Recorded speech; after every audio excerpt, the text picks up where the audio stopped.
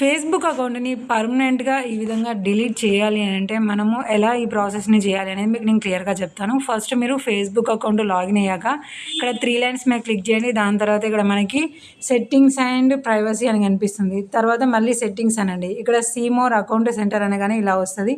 దాని తర్వాత కిందికి స్క్రోల్ చేసి పర్సనల్ డీటెయిల్స్ అని క్లిక్ చేయండి. ఇక్కడ అకౌంట్ కంట్రోల్‌షిప్ ఉంటాయి కదా! దాని మీద క్లిక్ చేయగానే 2 ఆప్షన్స్ ఉంటాయి. ఇక్కడ సెకండ్‌ది డీయాక్టివేషన్ అని క్లిక్ చేసిన తర్వాత అది ఇన్‌స్టాగ్రామా, ఫేస్‌బుకా క్లిక్ చేసుకోండి. ఫేస్‌బుక్ మీద క్లిక్ చేసినాక ఇక్కడ డీయాక్టివేషనా, డిలీటా అంటారు. డీయాక్టివేషన్ అంటే మళ్ళీ మనం రికవర్ చేసుకోవచ్చు. పర్మనెంట్‌గా డిలీట్ అంటే డిలీట్ యువర్ ఫేస్‌బుక్ అకౌంట్ మీద క్లిక్ చేయండి. దాని తర్వాత దీనికి లింక్ అయిన పేజెస్ కూడా పోతాయి అని చెప్తుంది. ఎందుకంటే ప్రొఫైల్ లేకపోతే పేజీ కూడా ఉండదు కదా! కంటిన్యూ అనగానే ఇక్కడ ఎందుకు అనే రీజన్ అయితే మిమ్మల్ని అడుగుతది. అది మీరు సెలెక్ట్ చేసుకొని కంటిన్యూ అనగానే ఇక్కడ పర్మనెంట్‌గా డిలీట్ అవుతుంది మీ అకౌంట్ అని ఉంటుంది.